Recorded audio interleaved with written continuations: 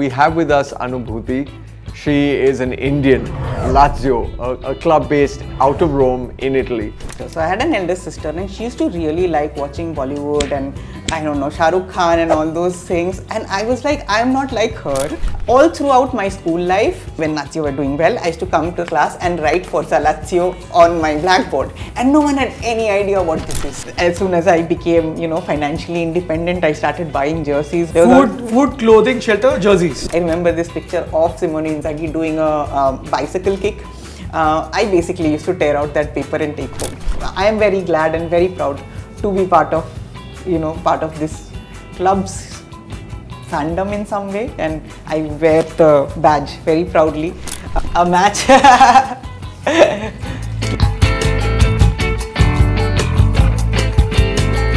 Thank you guys for joining us today. We are shooting on Women's Day, a very special episode. We have among us a true unicorn. Not just a unicorn of sorts, a true blue unicorn in the true sense of the word. We have with us Anubhuti. She is an Indian, believe it or not, who supports Lazio, a club based out of Rome in Italy. She has supported this club now for 25 plus years. A club that is not as well documented perhaps as maybe the top 4 or top 5 clubs in the country. For someone to have that kind of passion and to follow them the way she has with the limited access that you get to these kind of clubs, Anubhuti, truly it is an honor to have you in our midst. Thank you so much for joining us, and we look forward to you shedding light on this journey that you have had with SS Lazio, on your journey as an individual coming into the space of football, and most importantly your journey following them even when the internet wasn't around. Thank you so much for being with us today. Thank you so much. It's an absolute privilege, an absolute what you can say, an occasion which I never thought of, being here talking about Lazio on a Women's Day, which is not the kind of things that you expect your life to lead on to. But first, starting about me, I am Anubhuti Banerjee, and I am a screenwriter in the Indian film industry, and I also work in corporate strategy in one of the major conglomerates. So if you know from my career description, I am someone who likes to dabble in a lot of places, and I think that is something that has come from the kind of upbringing I've had, and part of that upbringing was being a female Lazio fan in India, in I would say a place where I did not know anyone else who could support that club. That is probably true, right? There's no other. Not just he means not just in India. I'll tell you, because I did not grow up in a city. I did not grow up, having a lot of football fans around. I grew up in a jungle.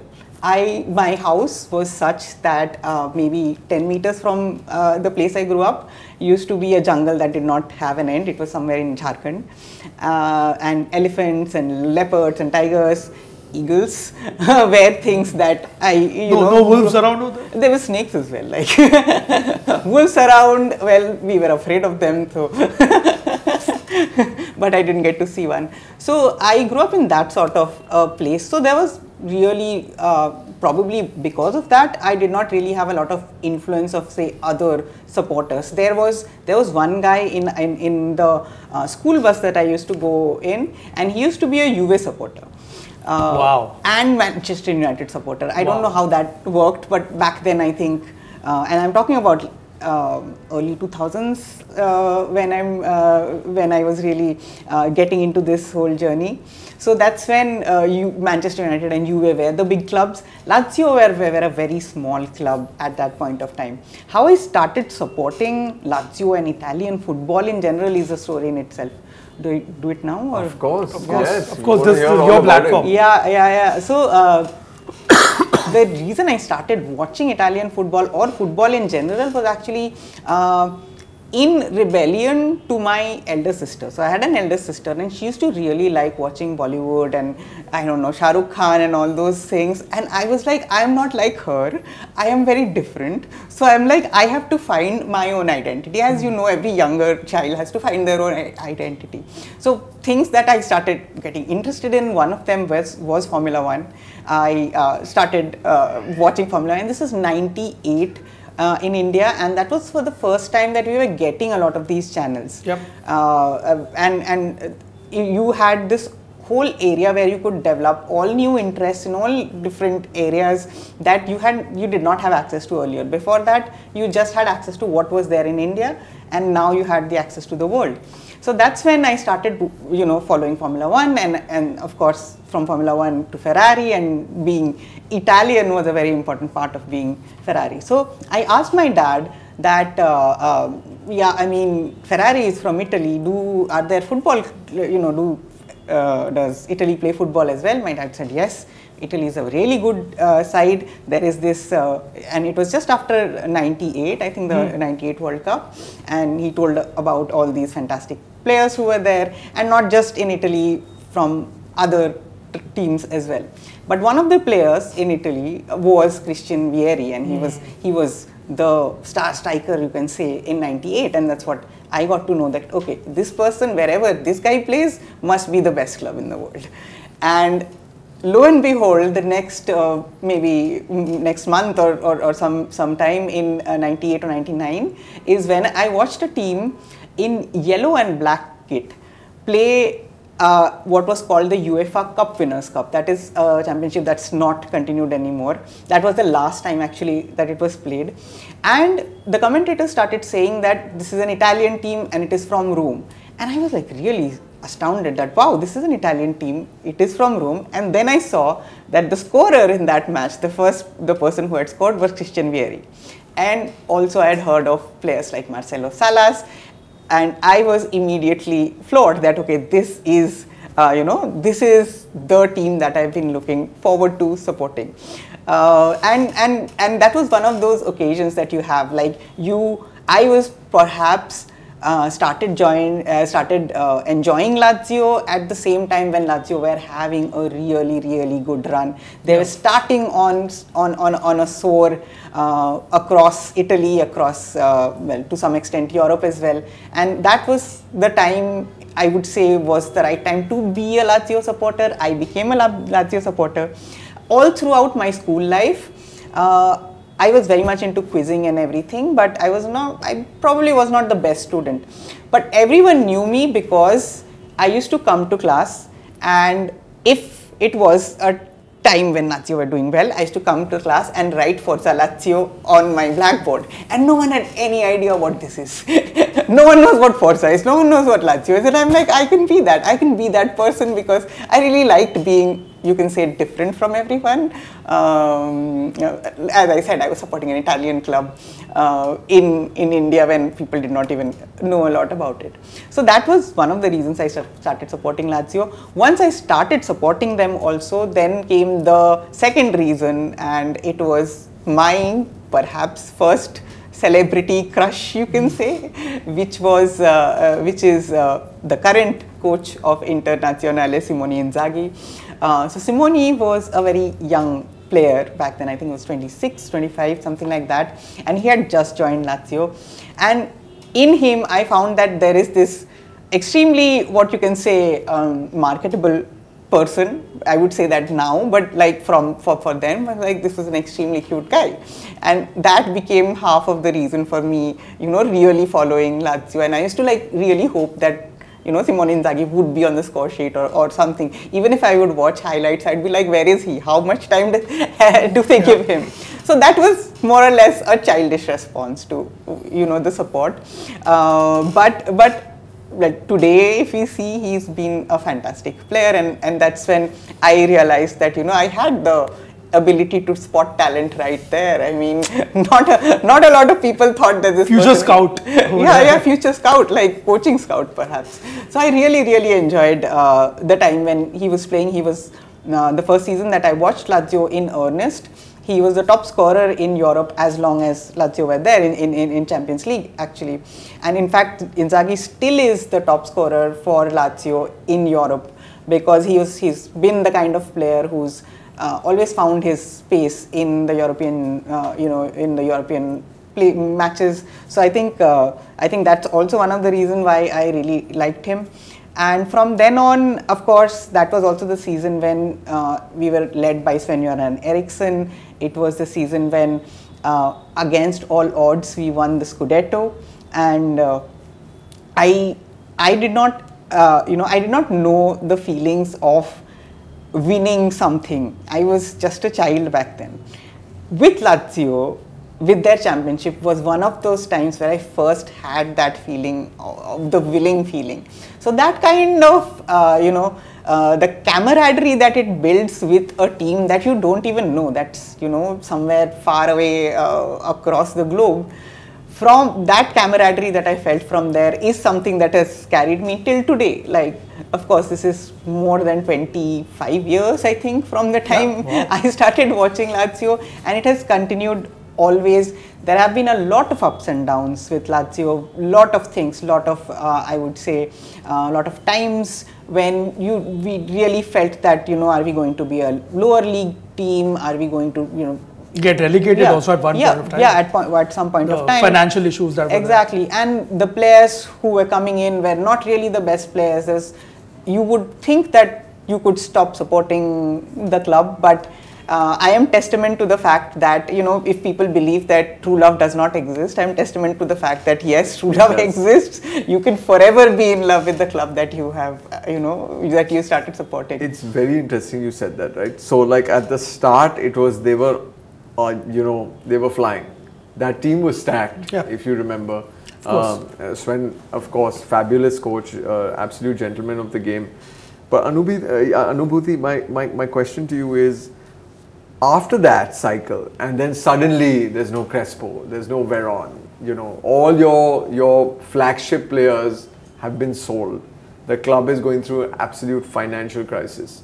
What is it that just kept you glued to that team, given the fact that you don't have the geography that keeps you close to that team or that culture, given the fact that we don't have that commitment that we're getting to see those games on TV, given the fact that that team was not winning anything after that, and most importantly, there was no exposure in Europe.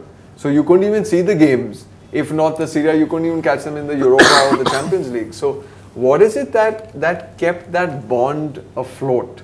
Like, we'd love to know about that. You just said it's a love story, but what is it that was the essence and the foundation that, made you think like, no, this is my team and I'm going to stick through them, through thick and thin? Yeah, I think that was a trial by fire of my fanhood as well. Very honestly, when any of us start watching any sport or any sort of thing, we have our favorites, but we are always ready to change them. You believe that things change, there are always going to be new things that come along. And perhaps when I started early on, that's what I thought as well, as that this is just a club amongst a lot of clubs that I would perhaps support, or a lot of different things that I would support. I think one of the major things that happened around that point of time was also, very interestingly, I started reading a lot about, say, the Roman Empire and Julius Caesar and things like that. And being a club from Rome, there was, although I did not have the geography, I had never been to Rome. I have never been to Rome as yet. But just the ideas that were, I was reading in my history or social studies books somehow got me connected, not just to a football team, but a history, a country, a culture that is, it's called the Eternal City for a reason. It's eternally been there. I think that was one of the major, I would say, spirit that got into me when I was supporting Lazio in those difficult times. I clearly remember how I found out. It was just after the 2002 World Cup, the one with Ronaldo and the interesting haircut. I found out that initially, first I heard that Veron would be leaving for Manchester United, but after that I found suddenly that everyone is leaving. And this is not just me. Most of the players did not know either. Most of the players, there's this famous story of Crespo and Nesta finding them on a plane to Milan, and Crespo is like, they sold you? How can they sell you? Because Nesta, very honestly, was the hallmark of Lazio, the pillar who stood equal to Totti of Roma. So Nesta was that kind of a player, our captain. And suddenly you find that both Nesta and Crespo are in the same plane and they don't know that what's happening. So the journey. And we want to know more about that. Of course, at that point in time, we didn't have access to the internet, to Instagram, to Romanos of the world. We just had a couple of snippets on Doordarshan or something showing up in the morning paper, or maybe a little later, early turn of the century, ESPN. At that time, how did you keep abreast with the news that came in? Of course, Lazio maybe had a couple of seasons where they were documented in the papers, otherwise not outside of that. So how did you keep in touch with the activity around your team and your club? How did you keep in touch with who's coming in, speculation around like a player signing? How did you track all of that? Yeah, I mean, that's a very interesting question because it was such an interesting time to be a fan. Right. Very honestly, like I said, no internet at that point of time. So, because Lazio were doing well, one of the first articles I read was about Lazio was a small op-ed where people were talking about, forget about the Manchester Uniteds and Bayern Munichs of the world. There is this team which is signing. It was, you can say, a pre-Galacticos Galactico kind of a journey which Lazio were going on. They were signing players at the maximum price needed, like an open checkbook. So I think that is something that was starting to get covered in the papers. So I remember getting most of my Lazio news from papers. So even if it is like, there used to be like this small snippet about the Serie A results, even then I would like, okay, this person, and I would even look that, okay, Simone Inzaghi did not score, oh no, what, it's Salas again. But yeah, I mean, all of those things I used to do. It was newspapers. There was another thing that I used to do is that there was this magazine called Sports Star. Oh yes, of course. And I used to go to the library that we had. It was like a officers club library kind of a place. I used to go there and I used to look for, whatever Lazio related I can find. And if there was a paper there which had, I remember this picture of Simone Inzaghi doing a bicycle kick. I basically used to tear out that paper and take home. That is the kind of, amazing fanhood. You must be having a picture of Mendieta because signing Mendieta was a big coup for Lazio. Very big deal. And it was big money at that point. It was not small money. Lazio was really the epicenter of the big signings. Yeah. Crespo, when we signed, was the most expensive Serie A signing. Signing over the world, Europe. and then Zidane crossed it the next season. Right. So, I mean, I think when that came out, along with that, in the newspaper, they had a section about, okay, what can Hernan Crespo get you in the market? Like, it is this much price of cars, this much price of, houses in Rome or London or something like that. So, they used to do all these things back then as well as like, what is the price of Hernan Crespo in real life? That was covered. So, yeah, it was a very interesting time. And after, like I was talking about 2002, when the bankruptcy came in, our team really got depleted. The happy thing was that Mancini came in, but that was also the time when Serie A vanished from television.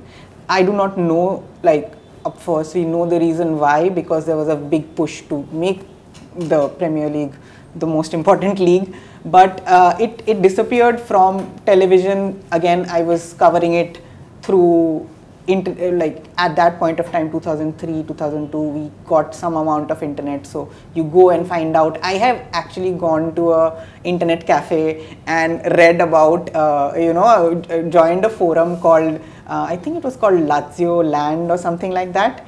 I don't know if it is, it's definitely not still active. It was the good old days of, I think there's a Twitter account now. Yeah, it is. Back then it was a forum, and in that forum you used to talk all sorts of things, and that used to be one of my first things that I did on the internet, going to a internet cafe and seeing what is happening with my team. So it was it was very difficult for a lot of Italian football followers to follow.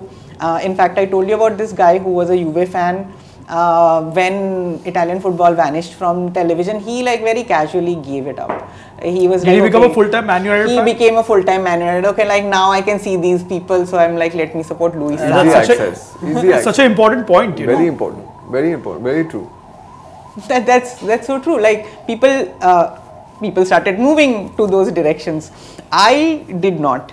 I was very, very steadfast with my support for Lazio, like I mentioned, because I felt Italian football has always brought about a little bit of its individuality and identity of the cities that they represent, which I did not find. Of course I watched English football, but I did not really feel that there was an identity, there was a story to be told of the city.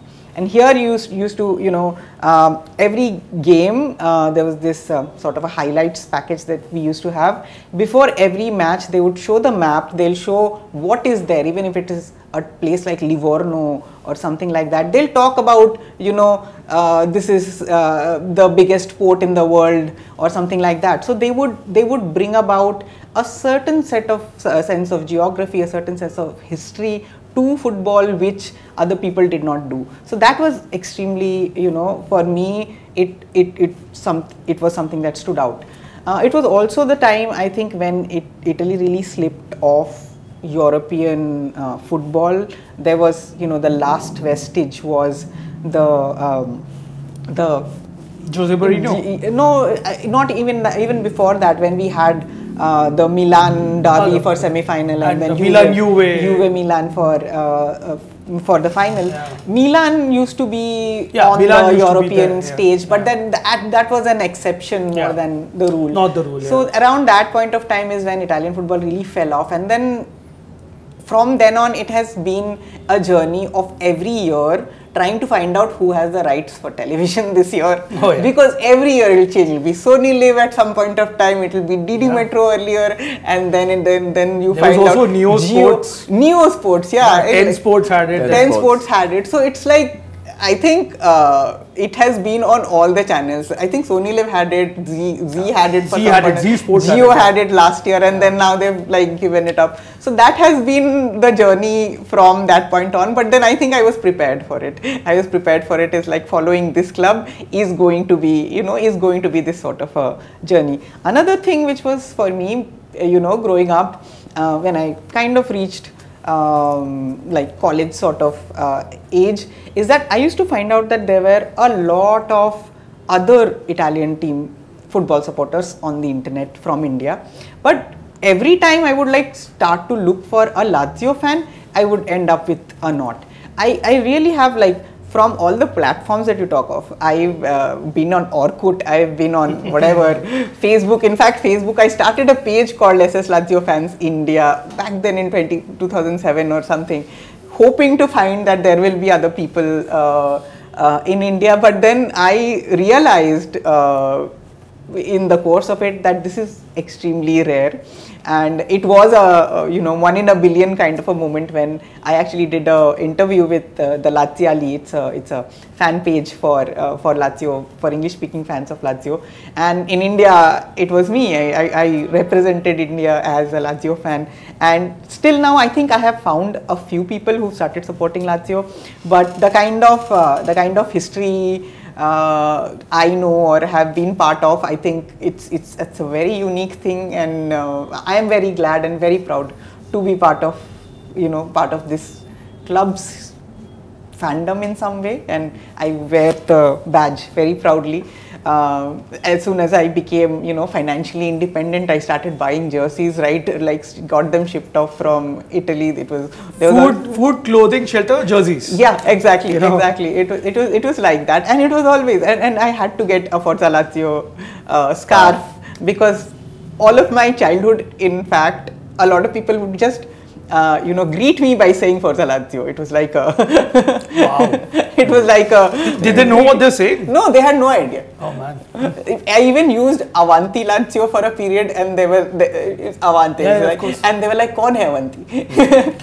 They asked me, "Roma kaun hai?" You know, वो डीविंग में रहती है. Avanti kaun hai? अच्छी दिखती है क्या? It's like those kinds of jokes are there, but it is an interesting way of you know, growing up.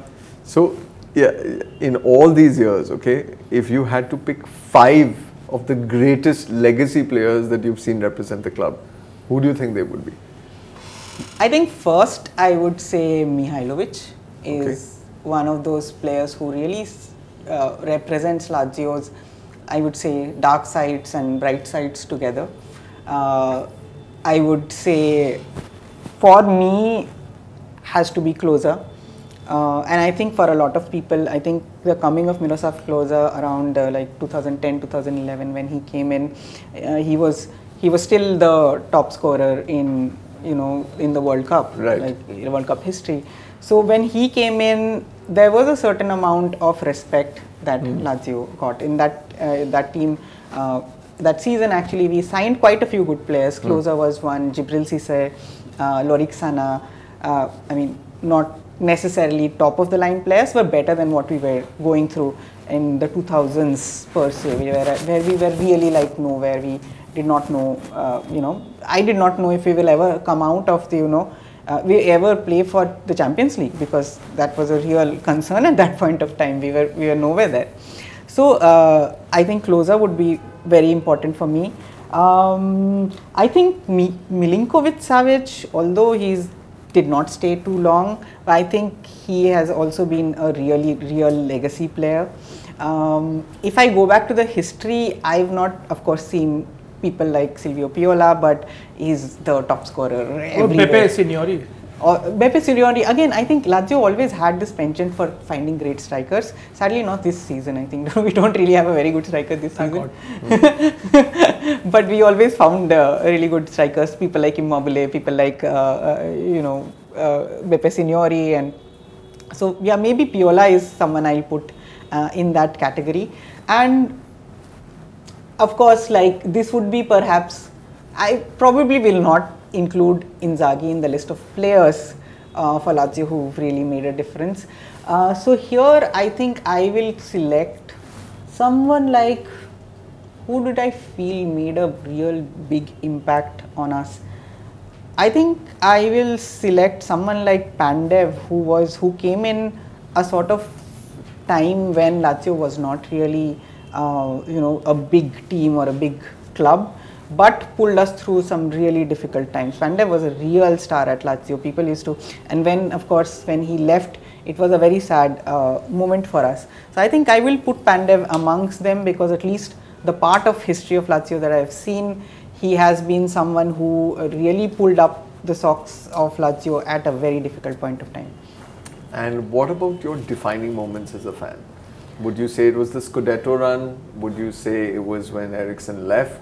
Would you say when the financial crisis hit? What just, if you can kind of shed some light on those couple of defining moments. I think defining moments first was for me, of course, watching them win the Cup Winners' Cup was first thing that I watched, and just followed it up with winning against Manchester United for the Super Cup. So those were like my very early defining moments, and I would say the Scudetto was also like sort of in that same momentum when you suddenly realize that, okay, this is a very good club, or they're doing really well.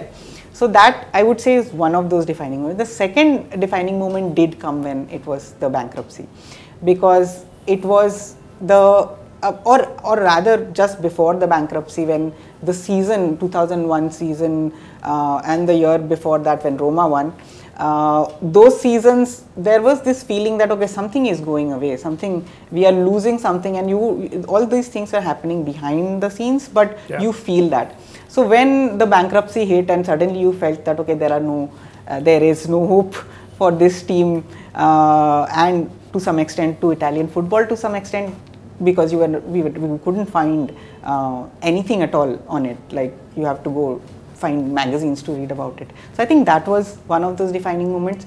Another defining moment was for me in the 2005 season was the Rome derby, the Derby Della Capitale, which Di Canio scored in, and it was a very unexpected victory to some extent, because we were playing absolutely terrible that year.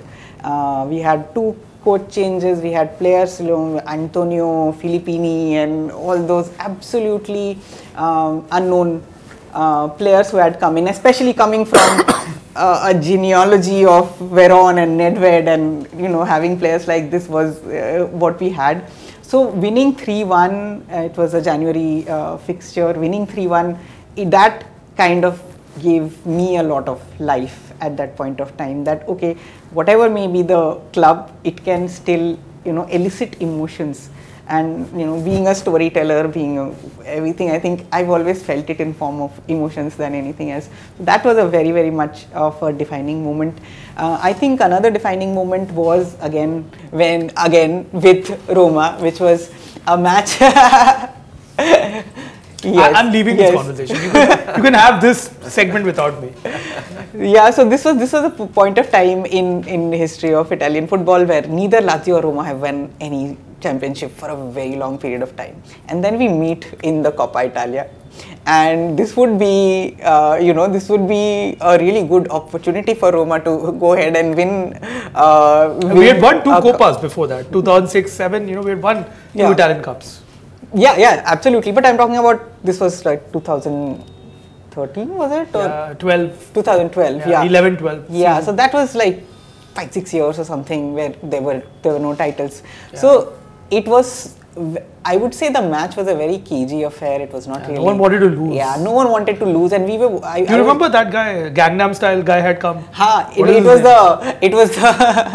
the launch of the Gangnam. Match was Sai, I think, PSY. Just imagine DJ, Italian Cup final featuring a performance by the world's most popular pop star back then. No coverage. Yeah. No coverage anywhere. No coverage, yeah, exactly, and I think even the Italians booed him off. But yeah, I mean, that was a landmark occasion because we scored, we won, and bragging rights in the city with a cup. That is 26th May 2011. I'll never forget. I'm good with dates, numbers. 74th minute, Senad Lulic breaking, and I distinctly remember Francesco Totti crying, along with Iliri Blasi crying. Although after many years, I don't know whether she was really crying or faking it, but nevertheless, very, very disappointing. And Anubhuti had mentioned highs, lows. I think for Roman clubs, it's been more lows and then some more and then some more compared to highs. Yeah. but yeah, I mean, being on the other side, I can imagine what joy you must have got from that Coppa Italia win. So I think now that you've chimed in, right? Like everybody wants to know. Rome wasn't built in a day. It wasn't. Nor was this rivalry. Yeah. It is a very historic rivalry.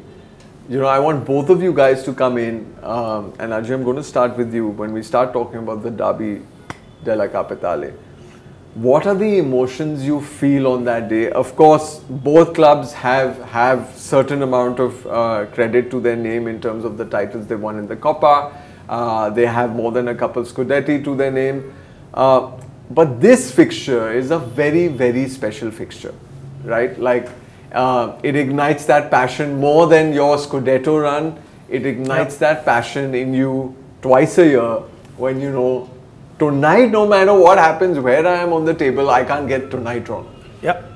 And I want to start with you in terms of what are the emotions you feel as a hardcore Romanista, and then we'll get to what is your relationship with Lazio as a rival. First, let's just focus on pure emotion. I think the first emotion that comes to mind is anxiety, because you don't want to lose. It's a lot of stress. And I think, just like Anubhuti had mentioned, despite us being so far away physically from Rome, I think the tension that both sides feel is equally palpable, despite living in Mumbai, India, wherever. Because all the time you're, looking up, reading about it, watching old videos, remembering. Starting lineup, what are the Opta stats saying? Yeah, everything. So you're so invested into the fixture. So anxiety is the number one, because you don't want to lose. Like you mentioned, bragging rights. And I don't say this lightly. Roma-Lazio is the fiercest intercity rivalry in Europe, in the top 5 European leagues. 100%. Forget about, Serbia and Dynamo Bucharest and Stoke, whatever. I mean, my point is that within the top 5 leagues, Roma-Lazio is intense. And, the Romans live this fixture. Like you rightly mentioned, it doesn't matter what happens in the league. On that particular day, you don't want to lose. Right. And then of course, once the match starts, anxiety is just, escalated. It reaches 1 million. And you have a lot of, again, historically, Roma-Lazio don't play out a lot of draws as such, especially in the recent times. it's either been Roma winning or Lazio winning, and then you end up on the opposite spectrum.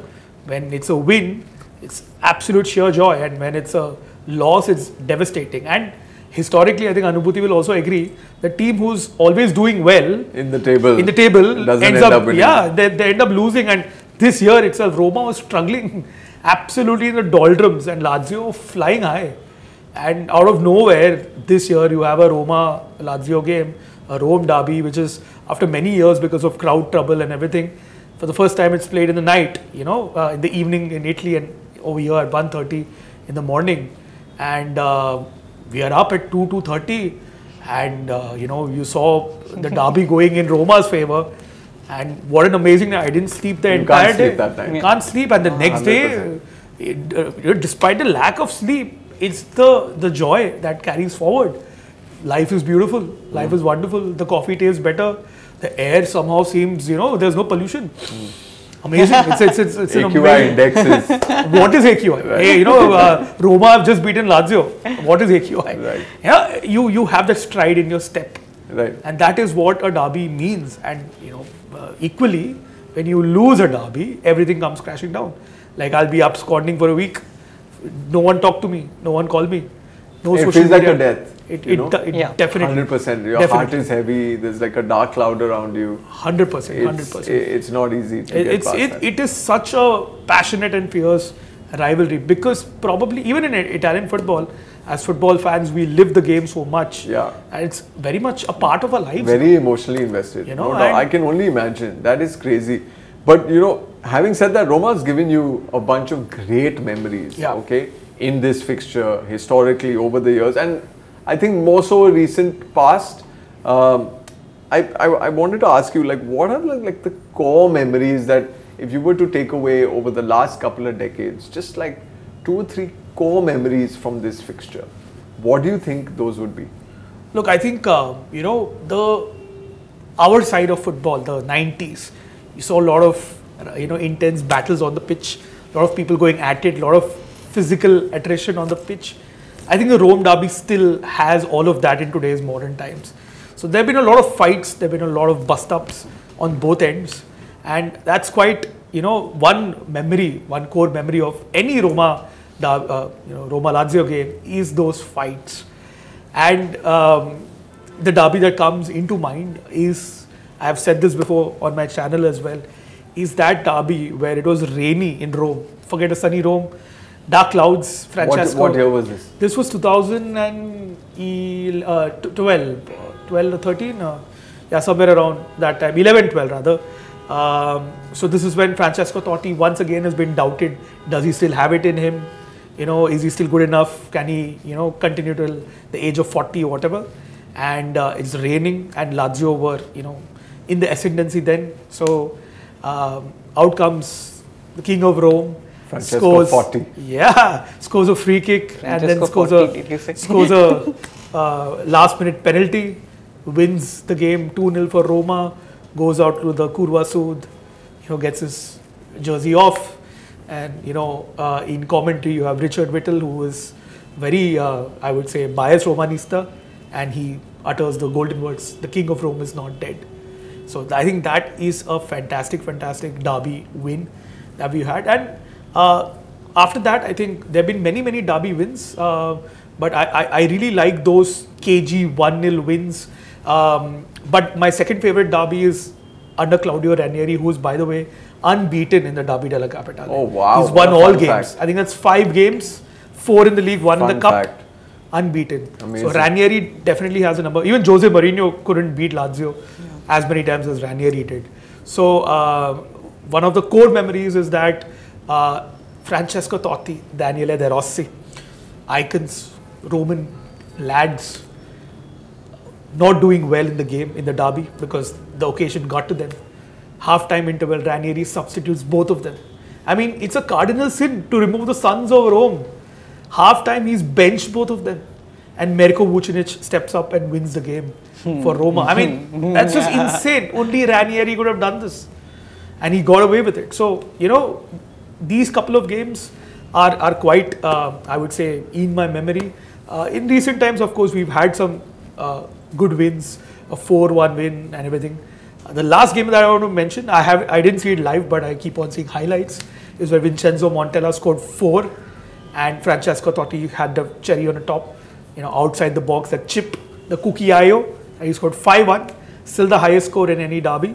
So overall, yes, as a Romanista, I've seen more wins. Historically, Roma have great memories. Yeah, so more amount of wins, compared to Lazio.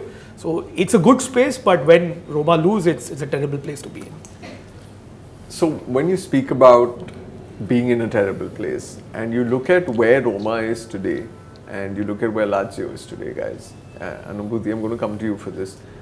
When you see their trajectories from the recent past and seeing the kind of trouble Calcio is in at large, in terms of the dearth of money, etc. Like, what do you see for the two clubs, in the capital, in terms of where do they go from where they are right now? Of course, Roma's gone through their core issues. It started with, and I think Ajay knows this, that I think it was a big mistake to sack DDR. Yeah, also, yep. And you're going back to the drawing board repeatedly. Ranieri again is just a stopgap solution. He's a very solid coach, but like, where do they go from here? When you look at it from the lens of a Laziale, like, what do you see on the other side? Yeah, so Roma has always been, at least as a Laziale, we always, there is this sort of grudging acceptance that Roma is the bigger club as to the money that will be there, the kind of merchandise that is going to be there, and a large part of it has also got to do with the fact that they're named Roma and it's just instantly recognizable with Rome. So people, when they come into the city, they will be like, okay, I can support the team, the club of Rome, which is Roma. So the city's crest, exactly, the Lupi, Exactly. So I believe that Roma will never fall off. And what I've seen in the last few years, and this has been sort of a resurgence in what I would say Roman football, is to see that we have started focusing on Europe very strongly, and I think to some extent it started with the Conference League victory to some which was kind of probably the first time it was played, the first time it was played, and you figured it out that there is serious money in Europe. So I think that is a very positive, I would say, movement that has happened in Roman football, because now I see that both Roma and Lazio feel that Europe is an important destination. Lot of this period that I'm talking about, right from say 2002 to 2020 almost, Roman clubs thought that Europe is a bridge too far, we are not going to cross the Rubicon in those terms. So they never really focused in Europe. So I hope, I know that at the top of Serie A with the kind of team Simone Inzaghi has built, Inter is going to be there for quite a bit of while. I would say they're still building.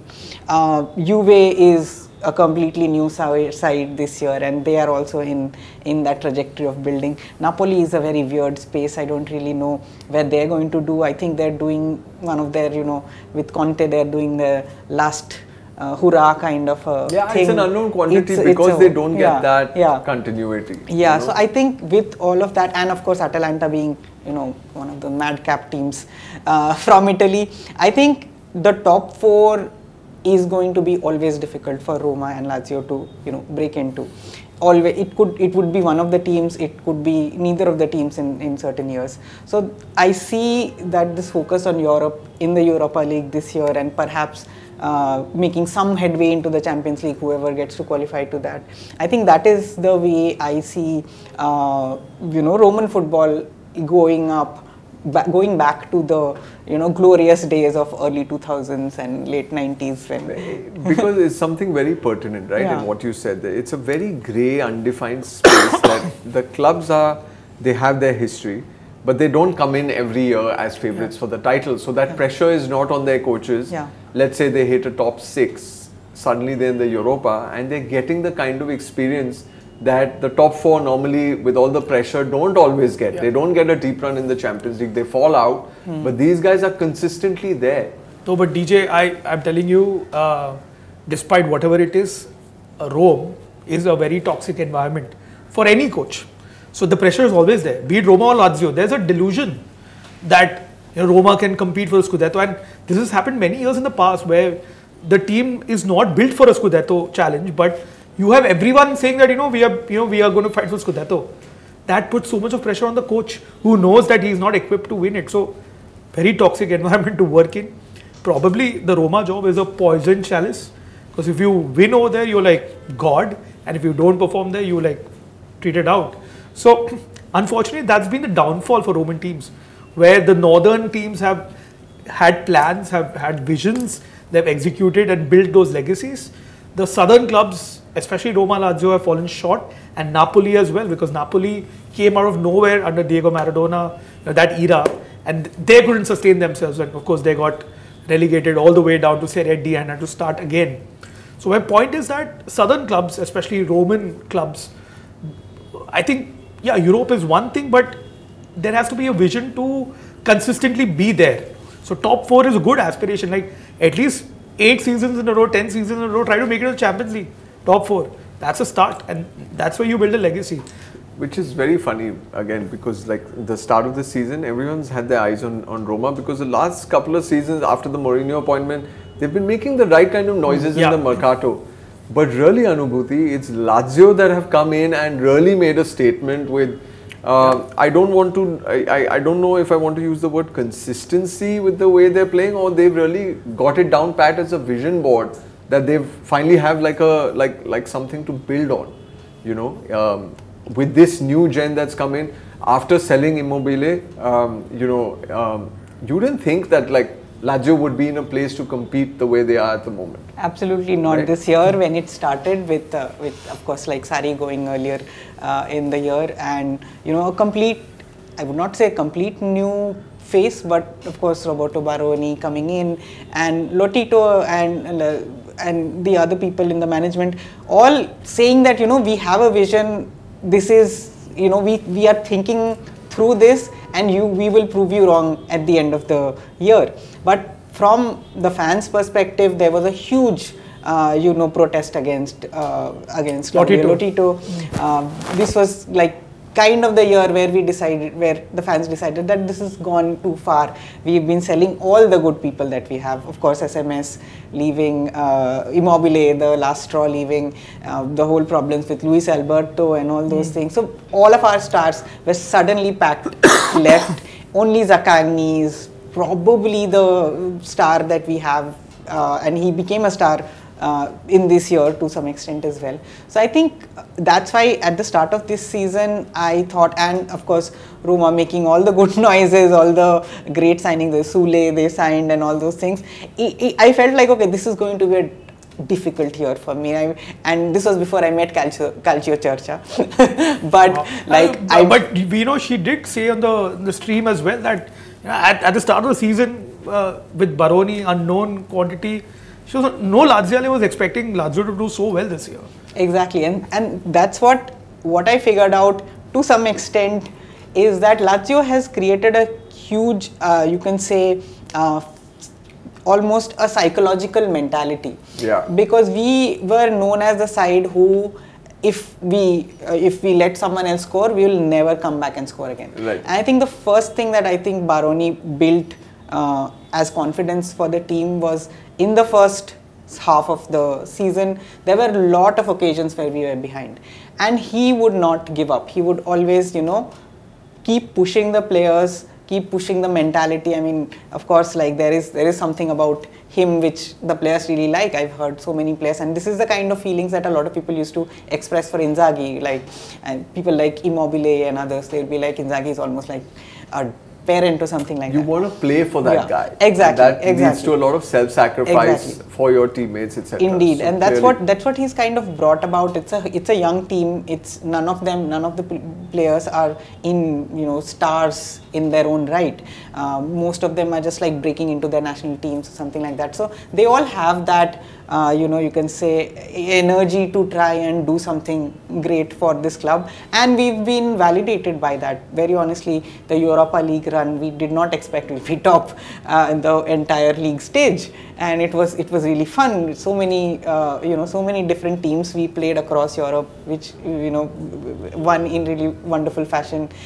In Italy, there was a very large period of time where we were flying, and even the ones which we've lost, you would always have this feeling when you're watching a Lazio game, is that these people, they lost not because they're bad, they lost because it's a game, and that is not a feeling I had 10 years earlier or 5 years earlier, because I used to feel that, okay, we are bad. There are certain aspects of our team which need to be fixed right now, which ultimately bred that hatred or whatever. No, hatred is a strong word. Just lack of emotional investment. You're drawing a line how much you were connected. Exactly. So now this year I feel very connected, and I've been very pessimistic about this season. The first time I spoke on Calcio Charcha, I literally said that, okay, if we go to the European places, that's good enough for me this year. And now it's not so. It's completely changed, and I'm very, very happy what Baroni has done for us this year.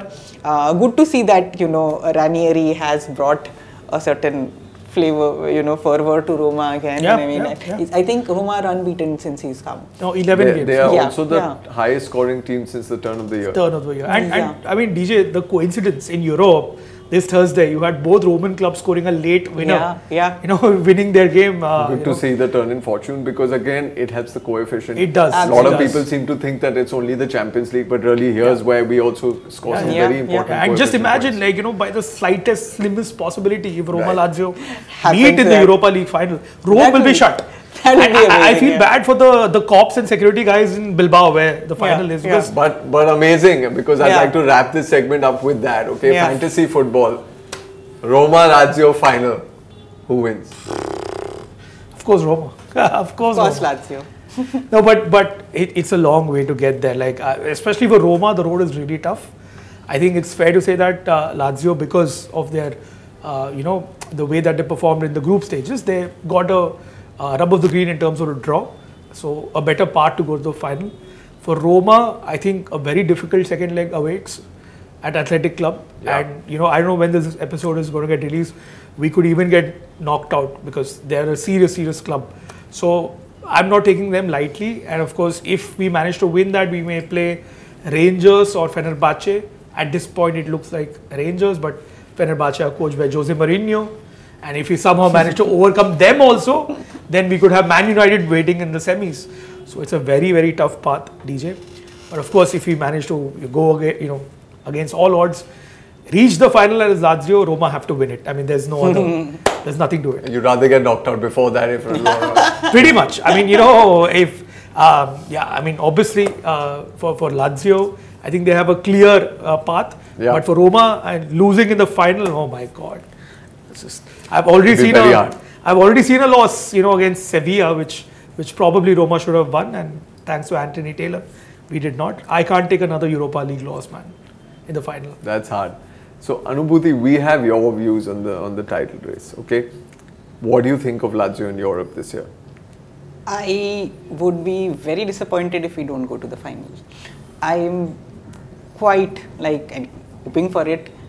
But I'm quite confident that we should make it to the final. I'm not sure if Roma will make it there, but if Roma there, then really good. I mean, there's nothing better. Only thing better than 2 Rome derbies in a year is 3 Rome derbies in a year. Oh, yeah. So there is still that league fixture that's yet to be played in Yes. And we did not have a great start to this fixture. So even if we lose the 2 in the league and win in the Europa League, I'm happy with that. All my Italian gestures are out now. Which we're going to come to next. I'll be absconding for a year. No presence on the internet. International man of mystery. Pretty much. This was amazing, guys. Amazing. Anubhuti, this has been like a mind-blowing segment. I think absolutely, for all of us, you truly are a unicorn, and great reference point for not just the women out there, for the men as well. I mean, to have this kind of passion and support for a club, really, I mean, it's something that we all really resonate with, and we look forward to meeting more fans like yourself. It's been amazing talking to both of you all about the Derby Della Capitale.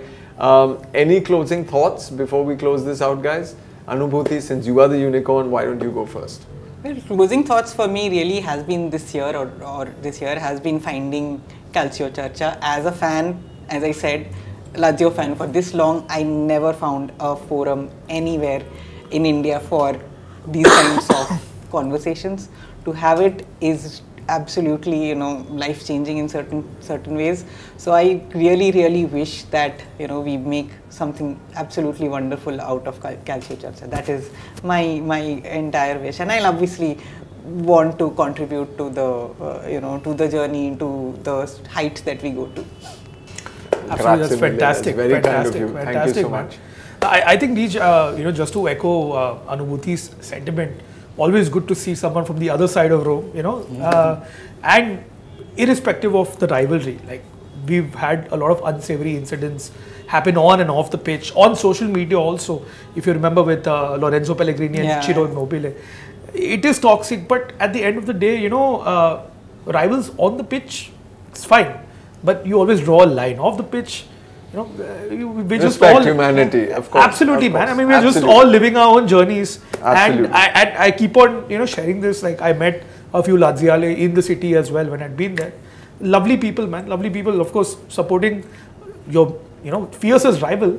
End of the day, you know, everyone's here to have a good time. So I think that is a testament to Calcio Charcha, and I'm happy that we have Anubhuti here sharing her side of the, you know, her side of the story from the Biancocelesti side, and of course you have me in the Giallorosso corner always. So always ready to spar as rivals, but off the pitch I think we can have a good time together. Yeah, absolutely. Yeah. Thank you to the both of you for shedding light on this beautiful subject and beautiful rivalry. Thank you everyone for joining us. This was fabulous, and we look forward to seeing you real soon. Fino alla fine. Dai Roma sempre. Ciao ciao. Forza Lazio.